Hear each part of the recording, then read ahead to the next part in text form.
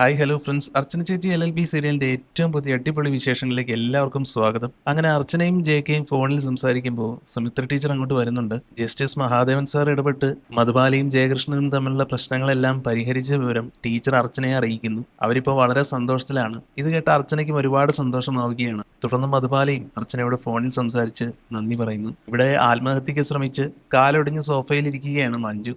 വിശന്നിട്ടാണെങ്കിൽ അപ്പവും മുട്ട റോസ്റ്റും വേണമെന്ന് മഞ്ജു അച്ചുവിനോട് ആവശ്യപ്പെടുന്നുണ്ട്. എന്നാൽ ആത്മഹത്യാ ശ്രമമെന്നത് വലിയ കുറ്റമാണെന്നും പോലീസ് കേസാകുമെന്നും പറഞ്ഞ് അച്ചു മഞ്ജുവിനെ നന്നായി പീഡിപ്പിക്കുന്നു. കേസ് ഒഴിവാക്കാൻ മഞ്ജു കൈക്കൂലി ഓഫർ ചെയ്യുന്നെങ്കിലും അച്ചു അതിന് സമ്മതിക്കുന്നില്ല. ഒടുവിൽ അനന്തൻ കഞ്ഞിയുമായിട്ട് വരുന്നു. കേസ് പിൻവലിച്ചാലേ കഞ്ഞി കുടിക്കുമെന്ന് മഞ്ജു നിർബന്ധം പിടിക്കുന്നുണ്ടെങ്കിലും അച്ചു അതൊന്നും വകവയ്ക്കാതെ അവിടെ നിന്ന് പോവുകയാണ്. പിന്നീട് അടുത്തതായി വിജയശങ്കറും ചന്ദ്രയും കൂടെ രുക്കുവിനെ ഫോണിൽ വിളിക്കുന്നു. മുകുന്ദന്റെ കേസ് അടുത്ത ദിവസം കോടതിയിൽ വരികയാണെന്ന് വിജയശങ്കർ രുക്കുവിനെ ഓർമ്മിപ്പിക്കുന്നു. അവൻ ഒരു കാരണവശാലും ജാമ്യത്തിൽ ഇറങ്ങരുത്. അർച്ചന കോടതിയിൽ പല അടവുകളും പയറ്റിയേക്കാം, പക്ഷേ രുക്കു തന്റെ പരാതിയിൽ തന്നെ ഉറച്ചു നിൽക്കണമെന്ന് വിജയശങ്കർ കർശനമായിട്ട് തന്നെ രുക്കുവിനോട് ആവശ്യപ്പെടുന്നു. രുക്കു അത് ശരിവെക്കുകയും ചെയ്യുന്നു. രുക്കുവുമായിട്ടുള്ള ഫോൺ കോൾ കഴിഞ്ഞ ഉടനെ ചന്ദ്ര വിജയശങ്കറിനോട് ചോദിക്കുകയാണ് അവൾ എന്താണ് മറുപടി പറഞ്ഞത് എന്ന്. അപ്പോൾ വളരെ ഗൗരവത്തിൽ വിജയശങ്കർ പറയുന്നുണ്ട്, അവൾക്ക് സംസാരിക്കാൻ ഞാൻ അവസരം കൊടുത്തില്ല ചന്ദ്ര. ഞാൻ പറയുന്നത് എന്തായാലും അവൾക്ക് അനുസരിക്കേണ്ടി വരും. തന്റെ വാക്കുകളിൽ വിജയശങ്കറിന് അത്രയും ആത്മവിശ്വാസം ഉണ്ടായിരുന്നു.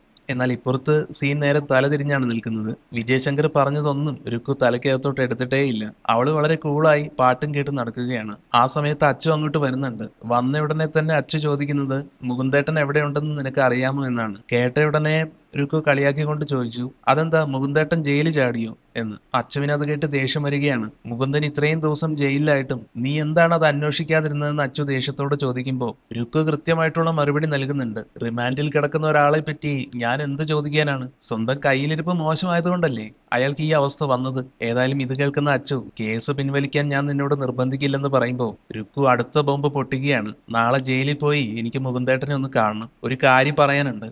പക്ഷേ അച്ചുവിന് അത് കേട്ട് പേടിയാകുന്നുണ്ട്. ആ പാവത്തിന് ഇനിയും മനസ്സമാധാനം കളയുന്ന കാര്യങ്ങളൊന്നും പറയരുതെന്ന് അച്ചു മുന്നറിയിപ്പ് നൽകുന്നുണ്ടെങ്കിലും രുക്കു ആണെങ്കിൽ തന്റെ തീരുമാനത്തിൽ തന്നെ ഉറച്ചു നിൽക്കുകയാണ്. അങ്ങനെ അതിനുശേഷം പിറ്റേ ദിവസം അച്ചുവും രുക്കുവും കൂടെ മുകുന്ദനെ കാണാൻ ജയിലിലെത്തുന്നു. അവരെ കണ്ടതും മുകുന്ദൻ തന്റെ ദേഷ്യവും സങ്കടവും ഒക്കെ പുറത്തെടുക്കുകയാണ്. ഞാനിവിടെ എങ്ങനെ ജീവിക്കുന്നുവെന്ന് അറിയാൻ വന്നതാണല്ലേ.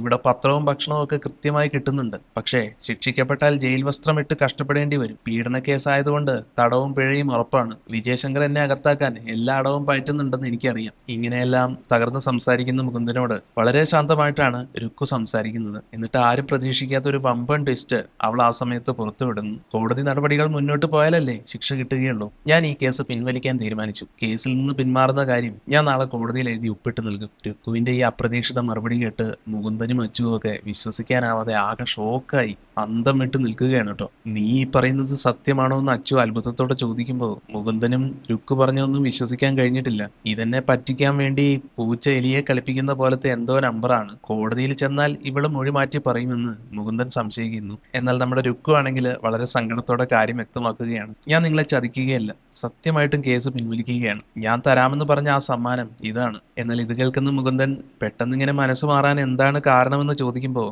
രുക്കു അതിന്റെ രഹസ്യം വെളിപ്പെടുത്തുന്നു. തന്നോട് അർച്ചന ചേച്ചി വന്ന് സംസാരിച്ചതും രമ്യയോടുള്ള സഹതാപവുമാണ് അതിന് കാരണം. അച്ചു ജയിലിൽ കിടന്നപ്പോൾ ഒരു ഭാര്യയുടെ സങ്കടം എന്താണെന്ന് ഞാൻ അനുഭവിച്ചറിഞ്ഞതാണ്. പോരാത്തതിന് രമ്യ ഇപ്പോൾ പ്രഗ്നന്റും കൂടിയാണല്ലോ. തനിക്ക് അത്രയ്ക്ക് മനസാക്ഷി ഇല്ലാതിരിക്കാൻ കഴിയില്ലെന്ന് പറഞ്ഞ് കരഞ്ഞുകൊണ്ട് രുക്കു അവിടെ നിന്ന് ഇറങ്ങി പോകുന്നു. ഇതെല്ലാം കേട്ട് അന്തം വിട്ട് നിൽക്കാനേ അച്ചുവിനും മുകുന്ദനും കഴിഞ്ഞുള്ളൂ. അതിനുശേഷം അടുത്ത സീനിൽ JK വഴിയിൽ നിന്ന് ഫോണിൽ സംസാരിക്കുമ്പോൾ അതുവഴി കാറിൽ വന്ന വിജയശങ്കർ വണ്ടി നിർത്തി അങ്ങോട്ട് വരുന്നു. JKയെ പരിഹസിച്ചുകൊണ്ട് വിജയശങ്കർ ചോദിക്കുകയാണ്, തന്റെ പുതിയ അടവിനെ പറ്റി ഞാൻ അറിഞ്ഞു. നാട്ടുകാർ സംശയിക്കാതിരിക്കാൻ ഭാര്യയെ കൂടെ താമസിപ്പിക്കുകയാണല്ലേ. എന്താ തന്റെ മനസ്സിലിരിപ്പ്? എന്നാൽ JK ഒട്ടും വിട്ടുകൊടുത്തില്ല. നാട്ടുകാർക്കില്ലാത്ത സംശയം വക്കീലെ നിങ്ങൾക്ക് മാത്രമാണുള്ളത്. എനിക്കിപ്പം ഞാൻ പണ്ട് എഴുതിയ നിഴൽ യുദ്ധം എന്ന നോവലാണ് ഓർമ്മ വരുന്നത്. സ്വന്തം നിഴലിനോട് യുദ്ധം ചെയ്ത് താനാണ് എപ്പോഴും ജയിക്കുന്നത് എന്ന് വിശ്വസിക്കുന്ന ഒരു ഭ്രാന്തൻ കഥാനായകനുണ്ട്. അതിൽ രാമനാഥൻ എന്നായിരുന്നു അവന്റെ പേര്.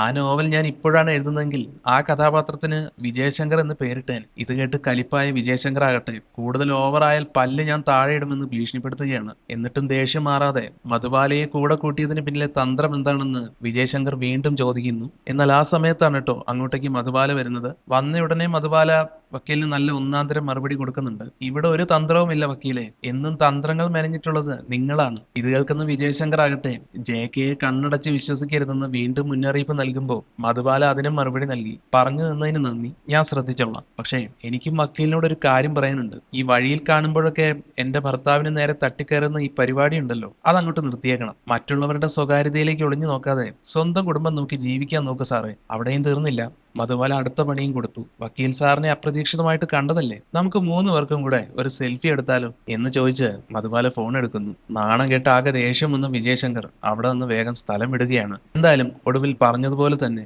രുക്കു കേസ് പിൻവലിക്കുകയാണ് കേട്ടോ. അങ്ങനെ മുകുന്ദൻ ജയിൽ മോചിതനായി.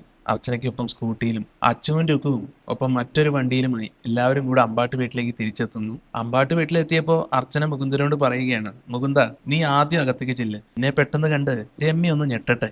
അങ്ങനെ മുകുന്ദൻ സിറ്റൗട്ടിലേക്ക് നടന്നു ചെല്ലുമ്പോൾ മുന്നിലേക്ക് രമ്യ വരുന്നു. ജയിൽ മോചിതനായി വന്ന ഭർത്താവിനെ കണ്ടതും രമ്യയ്ക്ക് സന്തോഷം സഹിക്കാനായില്ല. അവര് കെട്ടിപ്പിടിച്ച് കരയുകയാണ്. പിന്നാലെ അച്ചുവും അർച്ചനയും രുക്കുവും അങ്ങോട്ട് വരുന്നു. കോടതി എന്നെ വിട്ടയച്ചു, രുക്കു കേസ് പിൻവലിച്ചു എന്ന് മുകുന്ദൻ പറയുമ്പോൾ രമ്യയ്ക്ക് അത് വിശ്വസിക്കാൻ പോലും ആകുന്നില്ല. അവള് നന്ദിയോടെ രുക്കുവിനെ നോക്കുന്നു. എന്നാൽ ഈ സന്തോഷം കണ്ട് സഹിക്കാൻ പറ്റാതെ പ്ലാസ്റ്റർ ഇട്ട കാലും വെച്ച് മഞ്ജു അങ്ങോട്ട് വരുന്നുണ്ട്. എല്ലാവർക്കും നല്ലത് വരികയാണ്, ഇതൊന്നും കാണാൻ എനിക്ക് വയ്യാന്ന് പറഞ്ഞ് കുശുമ്പും സങ്കടവും കൊണ്ട് മഞ്ജു അകത്തേക്ക് തന്നെ മടങ്ങിപ്പോകുന്നു. ഇപ്പുറത്ത് കേസ് തൊറ്റതിന്റെ വമ്പൻ ദേഷ്യത്തിലാണ് വിജയശങ്കർ. വീട്ടിലെത്തിയ ഉടനെ തന്നെ അയാൾ രുക്കുവിനെ ഫോണിൽ വിളിച്ചെങ്കിലും അവള് മനഃപൂർവ്വം കോള് കട്ട് ചെയ്യുകയാണ്.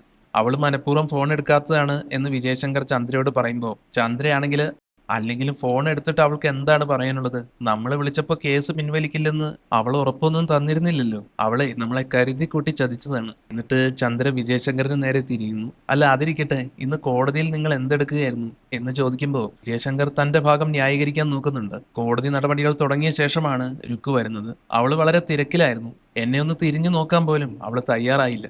ഞാനിനി എന്ത് ചെയ്യാനാണ്? എന്നാൽ വിജയശങ്കറിന്റെ ആ മറുപടി കേട്ട് ചന്ദ്രയ്ക്ക് ദേഷ്യം കൂടുകയാണ് ചെയ്യുന്നത്. പിന്നെ എന്തിനാണ് അവളെ വീണ്ടും വിളിച്ച് നാണം കെടുന്നത്? എന്നെ ബോധിപ്പിക്കാനാണോ? ഇത് കേട്ട് വിജയശങ്കർ പറഞ്ഞു, ചന്ദ്രേ എനിക്ക് നല്ല ദേഷ്യം വരുന്നുണ്ട്, നീ എന്നെ കൂടുതൽ ദേഷ്യം പിടിപ്പിക്കരുത്. ഇതിനെല്ലാത്തിനും പിന്നിൽ അർച്ചനയാണ്. അച്ചുവിനെ ഇടനിലക്കാരനാക്കി അവള് രുക്കുവിനെ സ്വന്തം വശത്താക്കി. എന്നാൽ ചന്ദ്ര പറയുകയാണ്, ആര് പറഞ്ഞിട്ടായാലും വലിയേട്ടന്റെ നെഞ്ചത്ത് ചവിട്ടാൻ അവൾക്ക് എങ്ങനെ തോന്നി? കേൾക്കുന്നവർ പറയില്ലേ വിജയശങ്കർ തോറ്റു, അർച്ചന ജയിച്ചു എന്ന്. ഇത് വെറും ചവിട്ടല്ല, നിങ്ങളുടെ നെഞ്ചത്ത് അവൾ ആണി അടിക്കുകയായിരുന്നു എന്ന് പറഞ്ഞ് ചന്ദ്ര ആകെ ദേഷ്യപ്പെടുകയാണ്. ആ സമയത്താണ് വിജയശങ്കറിന്റെ ഫോണിലേക്ക് ഒരു കോള് വരുന്നത്. സംസാരിക്കാൻ മൂടില്ലാത്തത് കൊണ്ട് വിജയശങ്കർ ഫോൺ ചന്ദ്രയ്ക്ക് കൊടുത്തു. ചന്ദ്ര ഫോൺ എടുത്ത് ഹലോ ആരാ എന്ന് ചോദിക്കുമ്പോൾ പുറത്തുനിന്ന് ഒരു സ്ത്രീ സംസാരിക്കുകയാണ്. ഞാൻ ശ്രുതിയാണ്, വിജയശങ്കർ സാറിന്റെ പുതിയ ജൂനിയറായി ജോയിൻ ചെയ്ത അഡ്വക്കേറ്റ് ശ്രുതി പിള്ള എന്ന് അവര് പരിചയപ്പെടുത്തുന്നു. ഇത് കേട്ടതും ചന്ദ്രയ്ക്ക് കലിപ്പ് കയറുകയാണ്. ഫോൺ വിജയശങ്കറിന്റെ കൈകളിൽ കൊടുത്തിട്ട് ചന്ദ്ര ചോദിക്കുകയാണ്, ഞാൻ അറിയാതെ നിങ്ങൾ പുതിയ ജൂനിയറെയൊക്കെ വെച്ചോ? ഇതാ ഒരു ശ്രുതി പിള്ള വിളിക്കുന്നു. വിജയശങ്കർ ഫോൺ വാങ്ങി കാര്യം തിരക്കിയപ്പോഴാണ് കഥയിലെ ആ വമ്പൻ ടെസ്റ്റ് പുറത്തു വരുന്നത്.